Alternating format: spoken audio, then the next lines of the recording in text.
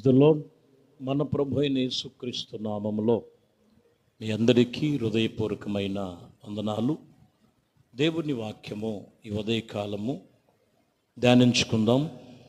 ద్వితీయోపదేశకాండము 25వ అధ్యాయములో 13వ వచనాన్ని చదువుతున్నారు. హెచ్చు తగ్గులు కలిగిన వేరు తూనిక రాళ్లను నీ సంచిలో ఉంచుకొనకూడదు. ఈ వాక్యములో హెచ్చు తగ్గులు కలిగినటువంటి వేరు తూనికరాళ్ళు నీ సంచిలో ఉంచుకోకూడదు. 15లోకి వచ్చాలకే నీవు నీ దేవుడైన యెహోవా నీకిచ్చిన దేశములో నీవు దీర్ఘాయుష్వంతుడుగా ఉండినట్లు ఇదిగో తక్కువవి కానివి న్యాయమైనవి తూనిక రాళ్లను నీవు ఉంచుకొనవలెను. ఈ వాక్యములో దేవుని సన్నిధిని మాట్లాడుతూ దేవునిని వెంబడిస్తున్నటువంటి వారు దినదినము లేకపోతే ఆయనతో నిబంధన చేసుకునే వారిలో న్యాయమైన తూనిక రాళ్ళు వలె ఉండవలెనని ఈ మూలవాక్యములు చెప్తున్నమాట. వాస్తవానికి దేవుని సన్నిధిలో నడుచుకునే వారిలో న్యాయబద్ధమైన నిర్ణయాలు ఉండాలి, న్యాయబద్ధమైనటువంటి తీర్మానాలు వారి జీవితంలో ఉండాలి. ద్వితీయోపదేశకాండములో కూడా 16వ అధ్యాయంలో మరొక వాక్యం ఉంటుంది. 18వ వచనములో నీ దేవుడైన యెహోవా నీకిచ్చిన నీ గ్రామములోనన్నిటిలోను నీ గోత్రములకును న్యాయాధిపతులను నాయకులను నీవు ఏర్పరుచుకొనవలను. వారు న్యాయమును బట్టే జనులకు తీర్పు తీర్చవలను. ఖచ్చితంగా వారి యొక్క జనులు, వారి యొక్క గ్రామములు, వారి యొక్క గోత్రములు ప్రభువుని వెంబడిస్తున్న వారిలో ఇక్కడ కూడా చెప్తున్నమాట, న్యాయబద్ధముగా న్యాయమైన వారుగా న్యాయముగా నడుచుకొని న్యాయముగా అనుసరించేవారై ఉండాలి.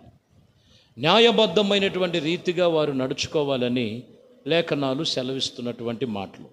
ప్రియమైన దేవుని బిడ్డలారా, ఈ వాక్యమును బట్టి మనము దేవుని సన్నిధిలో మనం నేర్చుకోవాల్సిందంటే న్యాయబద్ధమైనటువంటి రీతిగా మనము అనుసరించి నడుచుకునే వారముగా ఉండాలి. ఎందుకంటే సమూయేలు ప్రవర్త మనం చూసినప్పుడు మొదటి సమూయేలు గ్రంథములో 7వ అధ్యాయము 16వ వచనములో మనం చదివితే ఏటేటా అతడు బెత్లెహేమునకు ఇదిగో బేతేలుకును గిలాదీయులకును మిస్మాలోను తిరుగుచూ ఆయా స్థలముల యందు ఇశ్రాయేలులకు న్యాయము తీర్చుచూ వచ్చాను. సమూయేలు ప్రవర్తన గురించి రాస్తూ ఏటేటా సంవత్సరం ఇదిగో అక్కడ న్యాయము తీర్చుచూ వస్తున్నాడు. ఇంకను మనం చూస్తే సమూయేలు మొదటి గ్రంథములో 12వ అధ్యాయం 3వ వచనంలో ఇదిగో నిన్ను నేను వలె ఎదుర్కొన్నట్లుగా తీసివేసినట్లుగా అక్కడ అంటాడు. సమూయేలు ప్రవర్త ఇశ్రాయేలు ప్రజల ఎదుట ఇప్పటి వరకు నేను మీ ఎదుట దేన్నైనా తీసుకుంటున్నా, ఎవడి గాడిదనైనను నేను పట్టుకున్నానా, ఎవరికైనా అన్యాయం చేశానా, ఎవరినైనా బాధ పెట్టి తినా, న్యాయము నాకు అగపడకుండా ఎవని ఎదుటనైనను లంచము పుచ్చుకుంటున్నా, అలాగు చేసిన ఎడల యెహోవా సన్నిధి ఆయన అభిషేకము చేసిన వాని ఎదుట వాడనై నా మీద సాక్ష్యము పలకవలెనని అప్పుడు నేను ఎంచబడిన వారినని మరలా నేను అనుకుంటున్నానని చెప్తున్న మాట. ఇక్కడ చెప్తున్నటువంటి విషయములో ఎవరి దగ్గరైనా నేను ఏదైనా తీసుకున్నానా, ఎవడి గాడిదనైనా నేను బదులుగా తీసుకున్నానా, ఎవరి దగ్గరైనా లంచం తీసుకున్నానా, ఎవరినైనా నేను బాధ పెట్టానా, ఎవరినైనా నేను ఏదైనా అన్యాయంగా నేను ఏదైనా చేశానా? ప్రవర్త చెప్తున్నాడు, సమయలు ప్రవర్త. ఎందుకంటే ఏటేటా దినదినము ఏం కలిగిందంట ఆయనలో? న్యాయముగా నడిచేటువంటి ప్రవర్త, న్యాయబద్ధముగా నడుచుకునే ప్రవర్త. ఈరోజు మన ఆత్మీయ జీవితంలో న్యాయబద్ధమైనది అనుసరించాలి. అప్పుడే వారి యొక్క భక్తి జీవితము సాధకమవుతుంది. ఇంకొక మాట చదువుదాం. 145 కీర్తన 2వ వచనం. అనుదినము నేను నిన్ను స్తుతించెదను, నిత్యము నీ నామమును స్తుతించెదను. చూసారా? అనుదినము దేవుణ్ణి స్తుతిస్తున్నారు. అనుదినము స్తుతించడం అంటే సంతోషముగా ఉండొచ్చు. కొన్నిసార్లు సమాధానం లేకపోవచ్చు, కొన్నిసార్లు కొన్ని శ్రమలు కలిగి ఉండొచ్చు, కొన్నిసార్లు కొన్ని ఇబ్బందులు కలిగి ఉండొచ్చు. ఏ స్థితిలో ఉన్నా అనుదినము దేవుణ్ణి స్తుతించాలి. ఒకటి, అనుదినము న్యాయము నీలో కనపడాలి. రెండోది ఇక్కడ చెప్తున్న మాట, అనుదినము నువ్వు దేవుణ్ణి స్తుతించాలి. అనుదినము స్తుతిస్తే నువ్వు ఆశీర్వదించబడతావు. మీరు బాగా గమనిస్తే వాక్యం చెప్తున్నటువంటి మాటలో, ప్రియమైన దేవుని బిడ్డలారా, దానియేలు మనం చూస్తాం. దానియేలు వాక్యము చెప్తున్నటువంటి విషయములో 5వ అధ్యాయములో 23వ వచనములో దానియేలు గ్రంథములో రాయబడిన మాటలో మనం చదువుతున్నాం. ఇదిగో, ఎట్లా అనగా, నీవు నీ అధిపతులను, నీ రాణులను, నీ ఉపపత్తులను దేవుని ఆలయ సంబంధమైనటువంటి ఉపకరణములలో ద్రాక్షారసమును పోసి త్రాగవలనని వాటిని తెచ్చుకొనుచు వాటిని త్రాగుచున్నావు. ఇదిగో, వీటిని బట్టి నీవు వివేకము లేకుండా, గ్రహింప లేకుండా చేస్తున్నటువంటి వెండి, బంగారం, ఇత్తడి, ఇనుమును, కర్రను, రాళ్ళును అని వాటితో చెప్పబడిన దేవతలను స్తుతించుచున్న తిరిగిను నీ ప్రాణమును నీ సకల మార్గములో నుండి ఏ దేవుడు వశములో ఉన్నాయో ఆయనను నీవు గణపరచలేదని బెల్షాదరుతో చెప్తున్నారు. ఇక్కడ దేవుడు ఉపకరణములో నుండి ఆ పాత్రలు తీసుకొని వచ్చి ఆ పాత్రలతో త్రాగటానికి వాక్యం చెప్తున్నటువంటి మాట, దినదినము నీ ఆగడాలు ఎక్కువైపోయినాయి. దినదినము నువ్వు దేవునికి విరోధంగా చేస్తున్నావు. ఎవరి చేతిలో ఉందో తెలుసా నీ ప్రాణం? ఇదిగో, దేవుడైన యెహోవా సన్నిధిలో నువ్వు చేసి ఉన్నావు. కొన్ని విషయాలు చెప్పగానే అర్థమైందండి, ఎమ్మటనే అక్కడ ఆయన యొద్ద నుండి అతనికి మరణ శాసనాలు వచ్చినట్లుగా వాక్యము రాయబడిన మాట. ప్రియమైన దేవుని బిడ్డలారా, దేవునికి విరోధముగా మనం ఏమీ కాదు. వాక్యం చెప్తున్న మాట, దినదినము దేవుణ్ణి స్తుతించాలి. దినదినము దేవుణ్ణి స్తుతించే వస్తువులను, ఆ పాత్రలను దేవుని స్తుతి యాగముగా, ఉపకరణములుగా ఉంచుకోవాలి.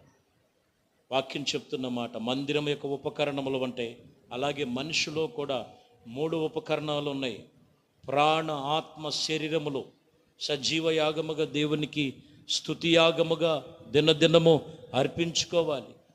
దేవుడికి విరోధముగా దేవుడు పాత్రలను పాడు చేస్తున్నాడు బెల్షాదరు. దేవుడిచ్చిన దేహాన్ని కూడా పాడు చేసుకుంటున్నాడు. అందుకనే అతనికి అకస్మాత్తుగా మరణం వచ్చినట్లుగా రాయబడి ఉన్నది. దానియేలు జీవితంలో కూడా 6వ అధ్యాయము 10వ వచనములో చూస్తే దానియేలు మీద ఎంతో తప్పు మోపి శాసనాన్ని తీసుకొచ్చారు. 6వ అధ్యాయం 10వ వచనం, ఇట్టి శాసనము సంతకము చేసిన దానియేలు తెలుసుకొని అతడు తన ఇంటికి వెళ్ళి, ఇదిగో, యథాప్రకారముగా అనుదినము 3 మార్లు మోకాళ్ళు తన ఇంటి మేడగదిలో కిటికీలను యెరూషలేము తట్టు తెరవబడగా అతని దేవునికి ప్రార్థన చేయుచు ఆయన స్తుతించుచూ వచ్చానని చెప్పాను. చూసారా? దినదినం ఏం చేస్తున్నాడు? ఆయనకి శాసనం వచ్చేసింది, దానియేలుని చంపించటానికి సింహాల బోనులో వెయ్యాలని అతనికి శాసనం దారి అయింది. అయినా కానీ దానియేలు ఆ దిగులుతో ప్రార్థన మానలా. దానియేలు దేవుణ్ణి విడిచిపెట్టలేదు. ఎందుకంటే వాస్తవానికి దానియేలు దినములకు 3 మార్లు 3 సార్లు ప్రార్థన చేసేవాడు. ప్రార్థన చేసేవాడు దానియేలు. ఇది తెలిసి కూడా తన ఇంటికి వెళ్ళి మేడగదిలో యెరూషలేము తట్టు తన కిటికీలు తెరవబడి ప్రార్థన చేయటం ప్రారంభించాడు. వాక్యం చెప్తున్న మాట 6వ అధ్యాయం 13వ వచనం చదివితే, అందుకు వారు చెరపెట్టబడినటువంటి యూదులలో ఆ దానియేలు, ఇదిగో నేననగా నీవు పుట్టించిన శాసనముగా లక్ష్య పెట్టక అనుదినము ముమ్మార్లు ప్రార్థన చేయుచూ వచ్చిన వాడై ఉండిరి. ఇక్కడ గమనించాలి, అనుదినము 3 సార్లు ప్రార్థన చేయుటూ వచ్చింది. వాక్యం చెప్తున్నటువంటి మాట, ఎప్పుడైతే ప్రార్థన చేశాడు అయినా కానీ శిక్ష అమల్లోకి తీసుకొచ్చారు. దానియేలును తీసుకొని వెళ్ళి సింహాల బోనులో వేశారు. సింహాల బోనులో వేసినప్పుడు వాక్యం చెప్తున్నటువంటి మాటలో 16వ వచనంలో మనం చూడొచ్చు.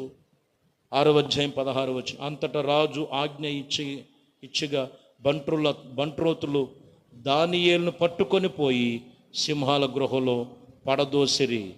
పడదోయగా రాజు, నీవు అనుదినము తప్పక సేవించుచున్న నీ దేవుడు నిన్ను రక్షించి ఉన్నాడా అని దానియేలుతో చెప్పాను.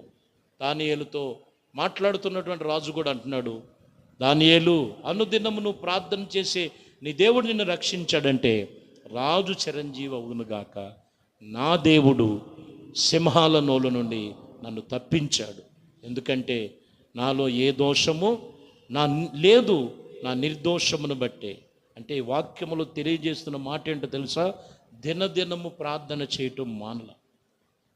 ఈ వాక్యములో రాయబడినటువంటి ఈ విషయాలు మనం తెలుసుకోవాలి. దినదినము న్యాయబద్ధముగా నడుచుకోవాలి, దినదినము దేవుని స్తుతించాలి, దినదినము ప్రార్థన చేయాలి.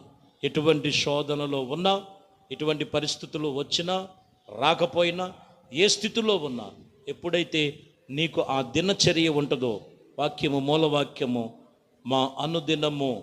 మాకు అనుదినము మా దినములో లెక్కించుటకు మాకు నేర్పించు ప్రభువా అని నువ్వు జ్ఞాపకం చేసుకోవాలి. ఈరోజు ఆ దినచర్య ఎంతమందిలో ఉన్నాయి? ప్రార్థన చేసే అనుభవాలు ఎంతమందిలో ఉన్నాయి? దేవుని స్తుతించే అనుభవాలు ఎంతమందిలో ఉన్నాయి? దేవుని వాక్యమును విని న్యాయబద్ధముగా నడుచుకునే వారిలో ఎంతమందిలో ఉన్నాయి? ఒకసారి ఆలోచన చేసి దినదినము నువ్వు చేయవలసినది ఖచ్చితంగా దేవుళ్ళో ఉండి చేయాల్సిన నువ్వు చేయాలి. కొంతమంది చేయలేకపోతున్నారు కాబట్టి కొన్ని శోధనలు, కొన్ని ఇబ్బందులు, ప్రభువు వద్దకు వచ్చి కూడా కొన్ని కష్టాలు కష్టపడుతూ నానా విధమైనటువంటి బాధల్లో ఉన్నారు. వాటిని అన్నింటి నుంచి విడిపించబడాలంటే వాక్యమును బట్టి న్యాయబద్ధముగా నడుచుకో, దేవుడిని ఎల్లప్పుడూ స్తుతించు. దేవుడి సన్నిధిలో, ఇదిగో దావీదు 7 మార్లు ప్రభు సన్నిధిలో ప్రార్థన చేసేవాడు. కనీసం దావీదు వలె కాకుండా దానియేలు వలెనైనా 3 సార్లు ప్రార్థన చేసే అనుభవం నీలో రావాలి. అప్పుడు దేవుడు నిన్ను అనుదినము ఆయన నిన్ను కాచి కాపాడి నిత్యము ఆయన కృపలో నిన్ను స్థిరపరిచి నడిపించునుగాక. ఆమేన్. ప్రార్థన చేద్దాం. ప్రేమ స్వరూపి దయగలిగిన మా ప్రభువా, మీ ఘనమైన శ్రేష్టమైన నామానికి స్తోత్రములు స్తుతులు చెల్లిస్తున్నాం. మీ కృపా దయా సంకల్పమును బట్టి ఇదిగోనైనా ఈ యొక్క ఉదయకాలము మీ సన్నిధిలో దినదినము న్యాయబద్ధముగాను, దినదినము మిమ్మల్ని స్తుతించేవారుగాను, దినదినమునైనా మీ సన్నిధిలో ప్రార్థించేవారుగా అట్టి అనుభవాల మధ్యలో నడిపించుటకు వాక్యము చేత ప్రతి ఒక్కరితో మాట్లాడినందుకు వందనాలు చెల్లిస్తూ, ప్రతి బిడలను మీ చేతులకు అప్పగిస్తూ ఘనత మహిమ ప్రభావాలు మీకే పొందుకోమని అట్టి రీతిగా మీ బిడలు నడిపించమని నజరేయుడైన యేసుక్రీస్తు నామములో ప్రార్థించి వేడుకొనుచున్నాము తండ్రి. ఆమేన్. ప్రభు మిమ్మల్ని దీవించి ఆశీర్వదించును.